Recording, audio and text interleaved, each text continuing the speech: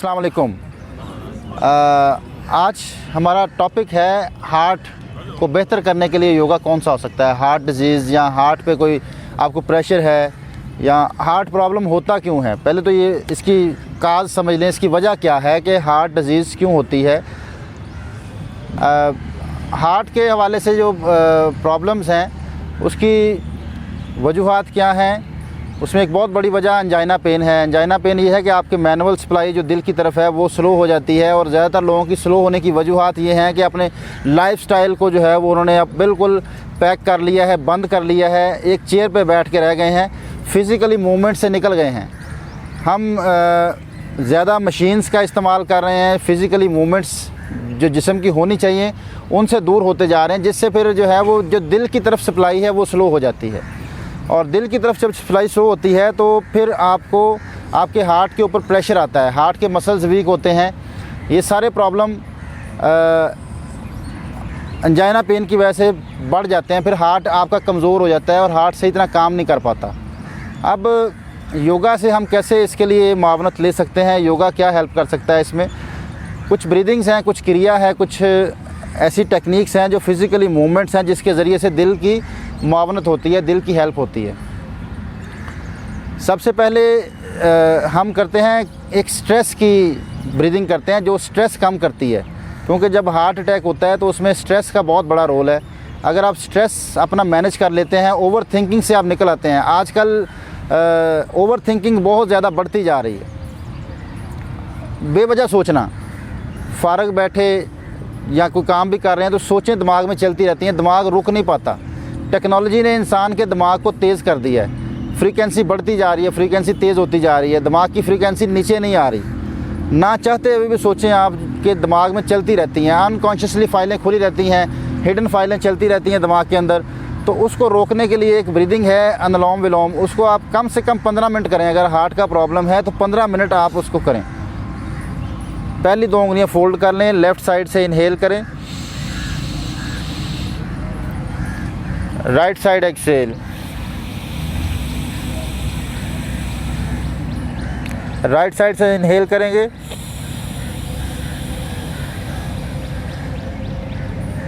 Left side exhale, left side inhale,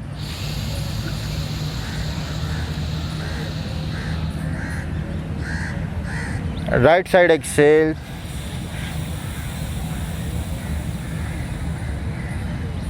right side inhale,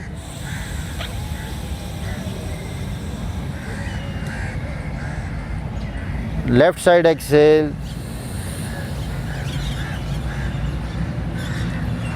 इसको कम से कम 15 मिनट करें और लेट के कर लें तो ज़्यादा बेहतर है। अच्छा सर, कौन सा ऑर्गन जो है वो हार्ट को ब्लड वापस सप्लाई करता है? सर मैं पूरा बताता हूँ प्लीज़। इसमें आप लेट के कर लेंगे तो इसको ज़्यादा आपको फ़ायदा होगा। कमर को सीधा रखें, क्योंकि वैसे बैठ के कमर सीधी करना मुश्किल होती है। कोई भी ब्रीदिंग जो है वो जब आप कमर गोल कर लेते हैं तो इसका फ़ायदा नहीं होता। अगर ऐसे बैठ के आप सांस लेते हैं तो इसका फ़ायदा नहीं होता। जब भी आपने ब्रीदिंग करनी है कमर सीधी होनी चाहिए, लेकिन यहाँ ऐसे बैठना ज़रा आपको मुश्किल लगता है क्योंकि आपकी रूटीन नहीं है बैठने की। तो उसके लिए फिर सीधा लेट के आप करें कि लेग्स फोल्ड कर लें और सीधा लेट जाएं।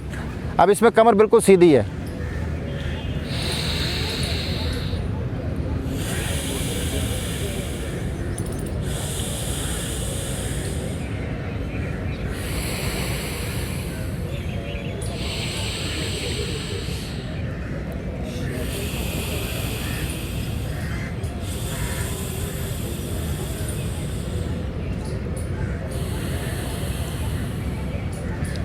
एक तो इससे सांस आपका सही लिया जाता है, पेट से होता है सांस, सीना नहीं हिलता। आपका पेट हिलना चाहिए। जब आप ब्रीदिंग करें तो आपके पेट के ऊपर हरकत आनी चाहिए। तो कमर को सीधा रखना है, बैठ के मुश्किल होता है क्योंकि हम तो बड़ी देर से प्रैक्टिस कर रहे हैं, इसलिए कमर सीधी है। तो आम इंसान की कमर गोल होती है, कमर कर्व होता है। इसके अलावा एक ब्रीदिंग है जो फाइलें क्लोज़ कर सकती है, जो आपकी फ्रीक्वेंसी को नीचे ला सकती है, आपकी हार्ट बीट को नीचे ला सकती है। हाँ, अगर हार्ट बीट स्लो हो तो उसको नहीं करना चाहिए। ख्याल रखिएगा कि अगर हार्ट बीट आपकी स्लो है, दिल की धड़कन स्लो हो चुकी है, तो फिर आपने इस ब्रीदिंग को नहीं करना, क्योंकि ये हार्ट बीट को नीचे लेके आती है। कान बंद कर लें और आंखें बंद करके बराबरी प्राण करेंगे। सांस लंबा लेके निकालते हुए गूंज पैदा करेंगे।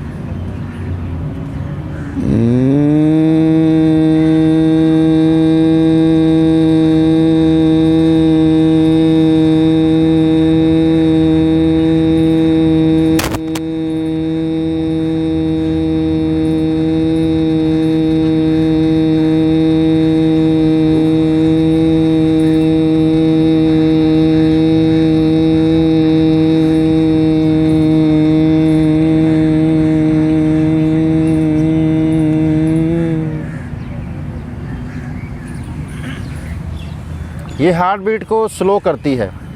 हार्ट बीट इससे स्लो होती है, इसलिए इसकी एहतियात ये है कि आपने हार्ट बीट स्लो हो तो नहीं करना। अगर हार्ट बीट स्लो हो तो क्या करना है, उसके लिए फिर आपने एक मसनूई खांसी खांसनी है। इससे फिर आपकी हार्ट बीट ऊपर आ जाती है। अगर हार्ट बीट स्लो हो जाए तो आपने ये करना है। फिर एक क्रिया हम करते हैं। क्रिया होता है सफाई का तरीका। अब कोई ब्लॉकेज हो गई है दिल के अंदर, आपके सही तरह खून की सप्लाई नहीं हो रही, तो फिर हमें क्रिया करना पड़ेगा। उसका नाम है कपालभाति, जो आपकी बॉडी के अंदर से किसी भी किस्म की गंदगी है उसको साफ़ करता है, कोई ब्लॉकेज है उसको खोलता है। तो जिनको ब्लॉकेज नहीं है उनको नहीं करना, जिनको हार्ट का प्रॉब्लम है ये उनको ही करना चाहिए। और तेज़ नहीं करना, तेज़ करने से ये अग्निसर हो जाता है। अग्निसर जो है वो फिर उससे नींद के मसाइल आते हैं, नींद नहीं पूरी आती, आपको डीप स्लीप तक पहुंच नहीं पाते और ज़्यादा मसाइल शुरू हो जाते हैं। तो इसको स्लो करना है, आपने सांस लेना भी है और निकालना भी है। कपालभाति में सबसे बड़ी गलती लोग ये करते हैं कि तेज़ तेज़ करते हैं, इसको कपालभाति समझते हैं। ये कपालभाति नहीं है, ये अग्निसर है। कपालभाति करने का तरीका ये है कि आपने सांस लिया और स्ट्रोक लगा के सांस को बाहर फेंकना है और पेट को खींचना है। पेट के खींचने से सांस बाहर निकले।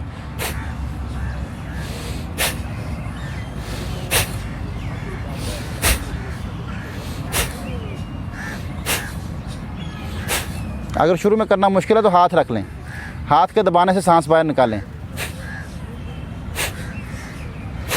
पेट को दबाएं और सांस बाहर निकालें, जिस तरह नाक साफ़ करते हुए सांस बाहर फेंकते हैं। जिस तरह नाक को साफ़ करते हुए सांस को बाहर फेंकते हैं, इस तरह आपने पेट को अंदर दबाते हुए सांस को बाहर फेंकना है। उल्टा कर रहे हैं आप। जब पेट अंदर जाए तो सांस बाहर आए, जब पेट अंदर की तरफ खींचना है तो सांस बाहर फेंकना है। जिस तरह नाक साफ़ करते हैं उस पोजीशन में आपने नाक को तेज़ी से झटके के साथ सांस निकालना है। ये क्रिया है, इसको आम रूटीन में ना करें। कोशिश करें कि सुबह अर्ली मॉर्निंग करें, रात में ना करें। इससे भी जो है वो नींद डिस्टर्ब होती है अगर रात में करते हैं, फिर नींद नहीं आती, क्योंकि ये अलर्ट कर देता है, ये एक्टिव करता है, इससे नींद नहीं आती फिर आपको। तो इसको आपने करना है अर्ली मॉर्निंग। 15 मिनट कर लें, शुरू में 1 मिनट कर लें, 1 मिनट रेस्ट कर लें, 1 मिनट कर लें, क्योंकि इसको मुसलसल ज़्यादा करने से कमर दर्द निकल आती है, ख्याल रखिएगा। एहतियात इसलिए बता रहा हूँ कि बाद में फिर नहीं कहना कि कमर दर्द निकल आई, इसके करने से कमर दर्द निकल आती है। तो हमेशा आपने कोशिश करनी है कि 1 मिनट करें, 1 मिनट आराम कर लें, फिर 1 मिनट करें, फिर 1 मिनट आराम कर लें, या फिर लेट के कर लें, जो मैंने तरीका बताया, लेट के आप इसको कर सकते हैं, कमर सेफ़ रहती है। ये क्रिया हो गया। अब एक मुद्रा है जिसका नाम है हरदिया मुद्रा। अगर वो बनाया जाए तो उससे फ़ौरन 10 से 15 मिनट में आपके दिल की दर्द ख़त्म हो जाती है, अगर किसी को हो रही हो तो। क्योंकि ये आजमूदा है, बहुत सारी जगहों पे आजमाया हुआ लोगों के ऊपर। यहाँ तक कि मेरी वालदा को भी हार्ट अटैक हुआ था तो उस वक्त भी इसको आजमाया था। तो ये बेहतरीन काम करता है। फ़ौरन इससे जो है वो आपके हार्ट की दर्द ख़त्म हो जाती है 10 से 15 मिनट के अंदर। जैसे ज़ुबान के नीचे गोली रखते हैं ना, उसका असर इससे आ जाता है। गोली रखने की ज़रूरत नहीं पड़ती। ये पहली उंगली फोल्ड कर लें और इसके ऊपर से अंगूठा यूँ मिलाएं,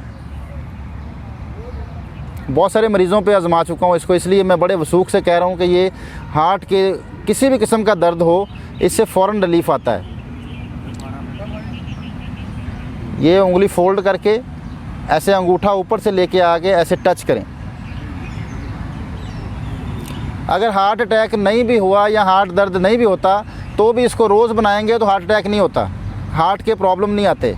ये हार्ट की सफाई करता है, हार्ट को बेहतर करता है, मसल्स को मजबूत करता है। अक्सर कहते हैं हार्ट के पट्टे कमज़ोर हो गए, तो उसको मजबूत करने के लिए हरदिया मुद्रा, इसका नाम हरदिया मुद्रा भी है, जीवत मुद्रा भी है और अपान वायु मुद्रा भी है। 3 मुद्रा के नाम है इसके, तीनों नाम इसके बड़े ही इसके मुताबिकत के साथ हैं। अपान वायु सफाई करता है और गैस कम करता है। अक्सर लोगों को हार्ट अटैक होता है गैसेस की वजह से, हार्ट अटैक नहीं होता। गैसेस ट्रैवल करती हैं, सीने के ऊपर प्रेशर आता है, दिल के ऊपर प्रेशर आता है, दिल में दर्द होती है और आप चले जाते हैं हार्ट के हॉस्पिटल में चले जाते हैं और आपको हार्ट का प्रॉब्लम नहीं होता, तो दिल की गैस की प्रेशर की वजह से वो आपको प्रॉब्लम होता है। तो इसका नाम अपान वायु, ये वायु मुद्रा है, ये अपान मुद्रा है। ये सफाई भी करता है और गैसेस भी ख़त्म करता है। अपान वायु इसके नाम से रखा है इसकी टेक्निकली। जीवत मुद्रा इसको इसलिए कहते हैं कि ये ज़िंदगी बख्श मुद्रा है। जीवत संस्कृत ज़ुबान का लफ्ज़ है, ज़िंदगी बख्श मुद्रा, कि इससे ज़िंदगी बच जाती है। इंसान की ज़िंदगी का दारोमदार दिल के ऊपर है। एक से भी कर सकते हैं, दोनों से भी कर सकते हैं, एक से भी, किसी एक से भी कर सकते हैं। अगर दोनों से कर लेंगे ज़्यादा फ़ायदा होगा। और हरदिया मुद्रा, हरदिया दिल को कहते हैं संस्कृत ज़ुबान में। तो हर ये तीनों नाम इसके इसलिए रखे गए कि इसकी मुताबिकत के साथ। हरदिया मुद्रा, जीवत मुद्रा भी कहते हैं इसको, अपान वायु मुद्रा भी कहते हैं। ये मुद्रा अगर आप करते हैं 10 से 15 मिनट रोज़, तो इससे आपका हार्ट बेहतर होना शुरू हो जाएगा। और अगर दर्द हो रहा हो तो फ़ौरन इससे ख़त्म हो जाता है। अब बात यह है कि कौन सी ऐसी जिस्म के अंदर मसल्स हैं जो मैनुअल सर्कुलेशन को बढ़ाते हैं, जो दिल की तरफ सप्लाई को बढ़ाते हैं, जो दिल की तरफ सप्लाई जिससे बढ़ती है। आपने देखा होगा कि सारी स्टिफनेस पीछे आती है, कमर पे आती है, टांगों पे आती है, पिंडलियों पे आती है। थकावट फ्रंट साइड पे नहीं आती। सीने से नीचे नीचे आपके थकावट नहीं आती, ना पेट पे थकावट होती है, ना थाइस के ऊपर थकावट होती है। थकावट सारी पीछे आती है, आपकी खिंचाव पीछे आता है। योगा के मुताबिक आपका जो दिल है वो खून नीचे भेजता है सामने से और बैक साइड से ऊपर आता है। आपके जो काव मसल्स हैं ये आपके दिल की सप्लाई को बढ़ा सकते हैं। ये जो पिंडलियां हैं इनका डायरेक्ट ताल्लुक दिल के साथ है। ये अगर आप स्ट्रेच करते हैं, इससे आपकी दिल की तरफ सप्लाई बढ़ जाती है। और अगर आप इसको चेयर पे बैठे बैठे 5 मिनट कर लें तो आपके पीछे थकावट ख़त्म हो जाएगी, खिंचाव ख़त्म हो जाएगा। जिन लोगों को कमर पे खिंचाव रहता है, टांगों के पीछे खिंचाव रहता है, टांगें थकी रहती हैं, ज़ोर नहीं लगाना। आपने ज़ोर लगाएंगे तो टांगें थक जाएंगी। सिर्फ आपने खींचना है, छोड़ना है, खींचना छोड़ना है। इन मसल्स को हरकत में लेके आना है। ये वॉक से ज़्यादा फ़ायदेमंद है। आप चेयर पे बैठे बैठे वॉक कर सकते हैं। ये ग्राउंड में वॉक करने से ज़्यादा फ़ायदेमंद इसलिए है कि अगर आप वॉक करते हैं तो घुटने ख़राब हो जाते हैं। अक्सर लोगों के घुटने ख़राब वॉक करने की वजह से हैं, क्योंकि वॉक करते हुए आपका पाँव सही एंगल में रखा नहीं जाता। आप कभी पाँव इस तरफ रखते हैं, कभी ऐसे रखते हैं, कभी सीधा रखते हैं। तो पाँव टेढ़ा रखने से, जूता टेढ़ा पहनने से, जूते की वजह से, ज़मीन हमवार ना होने की वजह से आपके घुटने ख़राब हो जाते हैं। तो वॉक से ज़्यादा फ़ायदा इसका इसलिए है कि ये बैठे बैठे आप चेयर पर बैठे वॉक कर रहे हैं, और वॉक से ज़्यादा फ़ायदा होगा इसका। ये जितना आप आसानी से कर सकें। जिस्म की कैपेसिटी है, हर जिस्म की कैपेसिटी अलग है। हर जिस्म के मसल्स अलग हैं, उनको स्टेमिना अलग है। तो आप जितना इजीली कर सकें, फिर आप रुक जाएं, फिर थोड़ी देर बाद करना शुरू कर दें। तो ऑफिस में बैठे आप वॉक कर सकते हैं। वक्फे से आप दिन भर एक्टिव रहेंगे, दिन भर एक्टिव रहेंगे। इससे दिल की तरफ सप्लाई भी बेहतर रहती है। आपके पूरे बैक पे कोई खिंचाव नहीं आएगा, कोई थकावट नहीं होगी। बहुत आसानी के साथ आप ये कर सकते हैं। असल में टांगों के पीछे जो मसल्स हैं, अगर इनकी फ्लेक्सिबिलिटी बढ़ा ली जाए तो आपके हार्ट की तरफ सप्लाई बहुत बेहतर रहती है। अगर ये मसल्स यूज़ ना हों तो फिर आपके हार्ट की तरफ सप्लाई स्लो हो जाती है। तो इसमें एक बहुत बड़ी एक्सरसाइज जो है वो रुकू की एक्सरसाइज है। जो हम रुकू करते हैं उसको अगर सही कर लिया जाए तो ये दिल की मावनत करते हैं। दिल का सुकून है रुकू के अंदर। तो रुकू करने का तरीका जो है वो मैं अभी करके दिखाता हूँ। कि वैसे तो हम रुकू जो करते हैं वो गलत है, ऐसे करते हैं, कमर गोल होती है, इससे ना यहाँ खिंचाव आता है, कोई पता भी नहीं चलता। अब कमर को सीधा रखते हुए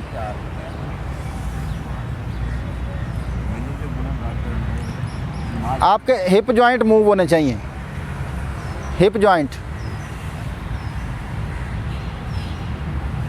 ये कमर ऐसे नहीं होनी चाहिए, गोल नहीं होनी चाहिए, गोल अंदर की तरफ होनी चाहिए।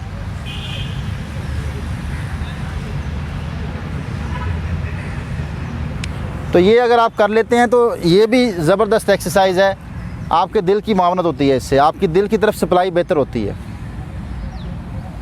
तो अब आप क्वेश्चन कर सकते हैं, ये कंप्लीट हो गया कि एक्सरसाइज भी हो गई, मुद्रा भी हो गई, ब्रीदिंग भी हो गई। अब आप मुझसे क्वेश्चन कर सकते हैं। बंदे का अपना एक नेचुरल स्टाइल है कि जब चलता है ना कमर थोड़ी ऊंची हुई होती है। आप कहते हैं कि कमर को सीधा रहना चाहिए, उस बंदे का अगर कमर सीधी करके चलेगा तो कमर में दर्द शुरू हो जाता है, तो उसको अपना नेचुरल स्टाइल अपनाना चाहिए। मैंने तो कभी भी ये नहीं कहा कि वॉक करते हुए कमर सीधी करें, मैंने तो कभी भी ये नहीं कहा। हाँ, आप तो देखिए मैंने तो बैठने का कहा है। नेचुरल स्टाइल को आप डिस्टर्ब करेंगे तो आपको प्रॉब्लम। सर मैंने तो कभी भी नहीं ये, मैंने तो कभी ज़िंदगी में नहीं कहा कमर का अकड़ा के चलें। अच्छा। मैं तो खिलाफ हूँ इसके। मैं तो कहता हूँ पंजों पे वज़न डाल के चलें, झुक के चलें, आप क्या फरमाते हैं? पंजों पे चलें, एड़ियाँ आपकी टच हों, आपका झुका हुआ पूरी बॉडी, सीना नहीं, ऐसे नहीं, पूरी बॉडी आपकी आगे की तरफ हो। जैसे कि हजूर के बारे में है कि आप हमवार जगह पे चलते आते थे तो लगता था जैसे ऊंचाई से नीचे आ रहे हैं। जब आपकी पिंडलियों के मसल स्ट्रेच होते हैं तो वो दिल की तरफ सप्लाई बढ़ती है। तो वॉक करनी ऐसी चाहिए कि आपकी पूरी बॉडी एंकल जॉइंट से, जो गिट्टे का जोड़ है ना, इससे आगे की तरफ आए। ये कमर से आगे की तरफ आएगी तो वो गलत है, पोस्चर ख़राब है। मैं आपको इसका भी समझा देता हूँ कि एक है ऐसे चलना, ये नहीं, आपकी कमर बॉडी सीधी, ये आगे आए, ऐसे नहीं, कमर सीधी है। ये देखें, मैं मेरे आप पूरी बॉडी को फील करें, पूरी बॉडी आगे आती है, गिट्टे का जोड़ मूव करता हूँ मैं।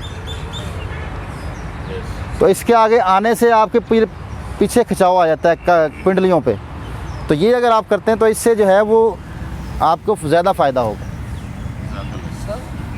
फ्रोज़न चीज़ें हम खाते हैं, फ्रिज में रख के फ्रीज कर लिया, फिर उसके बाद अगले दिन निकाल लिया, फिर अगले दिन निकाल लिया। इसी तरह फ्रूट है वो भी हम फ्रीज करते हैं, उसको निकाल के खाते हैं। वो बेहतर है या फ्रेश चीज़ें लेनी चाहिए? फ्रेश चीज़ें लेनी चाहिए। कभी भी जो है वो फूड का जब भी टेम्परेचर कम या ज़्यादा होगा ना, कभी आपने ठंडा कर लिया, फ्रीज़ कर लिया, कभी उसको चूल्हे पर रख के गर्म कर लिया, ये वक्त से पहले बुढ़ापा लेके आती हैं। और आजकल नज़र आ रहा है वक्त से पहले बुढ़ापा। 20 साल का बच्चा भी थक रहा है। आप बताएं, 20 साल का बच्चा को थकावट होती थी जब तक आपकी माएँ फ्रेश खिलाती थी, आपको ताज़ा पका खिलाती थी? 25 साल के बच्चे को थकावट होती थी? कभी सुना था दर्द जिस्म के अंदर? आप तो पुराने, सब मुझसे पुराने बैठे हैं ना। आप बताएं, उस दौर में जब ये फ्रिज नहीं थी, ओवन नहीं था, तो बुढ़ापा था। योगा ये कहता है कि जब भी खाने का टेम्परेचर चेंज होगा, कभी वो ठंडा होगा, कभी गर्म होगा, फिर उसको ठंडा कर लिया, फिर गर्म कर लिया, फ्रीज़ कर दिया, फिर गर्म कर लिया, तो इसको तमासिक डाइट कहता है। योगा की ज़ुबान में इसको कहते हैं तमासिक। और तमासिक डाइट वक्त से पहले बुढ़ापा लेके आती है, वक्त से पहले, एज से पहले बुढ़ापा आता है। तो अगर आप जवान रहना चाहते हैं तो आप ताज़ा खाएँ, हमेशा ताज़ा पका के ताज़ा खाएँ। इसके असरात हार्ट पे भी होते हैं? बिल्कुल, हर ऑर्गन पे होंगे। बुढ़ापा पूरे ऑर्गन, हर जिस्म पे आता है, पूरे जिस्म पे आता है ना, और हार्ट बाहर तो नहीं है। जब मर्ज़ी कर लें। सर, हार्ट के लिए ग़िज़ा कौन सी बेहतर है? हार्ट के लिए जो है वो एक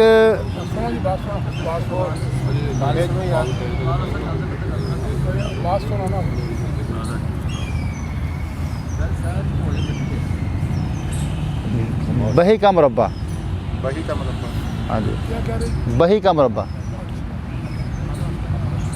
बही एक फ्रूट है, उसका मुरब्बा मिलता है। वो अगर आप निहार मुँह थोड़ा सा खा लें, ज़्यादा नहीं है। अच्छा, हमारे यहाँ प्रॉब्लम ये है कि हम कहते हैं इसका फ़ायदा है, ये ज़्यादा खा लें, तो वो ज़्यादा खाने से नुकसान होता है। बही का मुरब्बा जो है वो आप दिल के मरीज़ जितने हैं उनको खाना चाहिए, उससे फ़ायदा होता है। और बाकी कोशिश करें कि सादा ग़िज़ा खाएँ, सब्ज़ियाँ खाएँ, फ्रूट्स खाएँ, ज़्यादा मिर्च मसालों से परहेज़ करें, कोशिश करें कि, और लेट नाइट खाना ना खाएं, रात का बल्कि खाना छोड़ के दूध पी लिया करें। मगरब के बाद खाना है। रात का खाना स्किप करके दूध पी लिया करें। दूध कितना टाइम पहले पीना सोने से? सोने से आधा घंटा घंटा पहले पी लें। सर गरम नीम गरम या नीम गरम। फ्रिज का? नहीं, ठंडा नहीं, दूध नीम गर्म पीना चाहिए, ठंडा नहीं। सर आपकी तो बस उसको ज़्यादा ठंडा ना करें, बहुत ज़्यादा फ्रीज़ ना करें। हाँ जी, हल्का सा। सर आपने जो बताया था कि आग का पका खाना पहले खा लेना चाहिए। हाँ जी। पहले खाना चाहिए। हाँ जी, आपने कहा कि बहुत सी बीमारियाँ पैदा नहीं होती। इसका ताल्लुक है सूरज के साथ, आग का। सूरज ग्रूब हो जाए तो उसके बाद पका हुआ खाना नहीं खाना चाहिए, अनपका खाना चाहिए। ठीक है जी, इंशाल्लाह मुलाकात होगी।